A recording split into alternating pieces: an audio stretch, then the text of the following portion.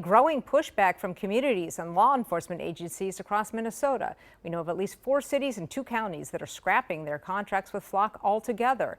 And that list is seemingly growing by the day. But some, including cybersecurity experts, still are not convinced that these changes are enough. Our Ian Russell here to break it all down for us. Ian? Yeah, Renee, these changes include shortening the default data retention period from 30 days to 7 and adding in several other guardrails meant to limit who can access that data and to flag suspicious activity from those who may be misusing the system. And we also heard directly from the CEO of Flock Safety, Garrett Langley, though to be clear, the company sent us a pre-recorded answers to questions I did not get to ask. And these changes all happening as cities around the state pause or cancel their contracts with Flock entirely.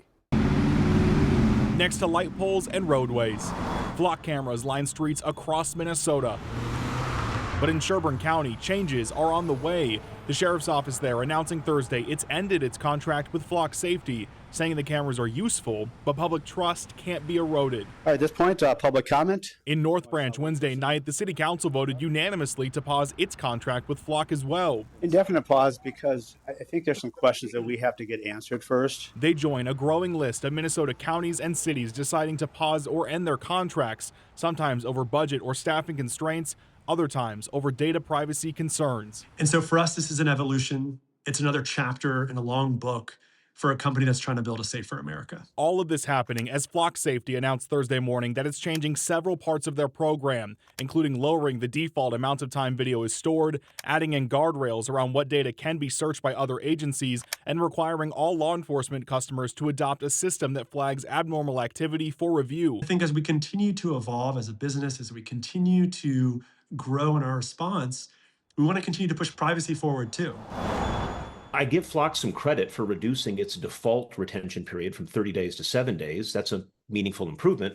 But 7 days of tracking everybody without a warrant is still 7 days of tracking everybody without a warrant. Cybersecurity expert Bryce Austin says he agrees that Flock can help catch criminals, but says doubts about the technology still remain even after these changes. We don't let police search every house in town because occasionally they would find something illegal.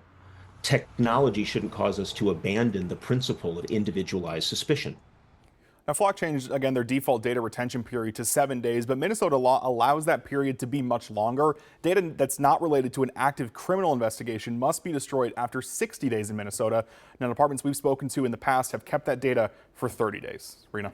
Did they have anything to say, Flock, that is, about all these counties and communities and pulling back on those contracts? Yeah, we talked about this on Tuesday when Isanti County Sheriff's Office in West St. Paul announced that they were going to be rolling back their contracts with Flock. When I reached out to Flock, basically they were telling me, they get it. Cities and counties are more than welcome to choose their own decisions here, but they do say that when they make those decisions to roll back those contracts, they say that public safety moves backward. So certainly still advocating for their own technology there. All right, Ian, thank you.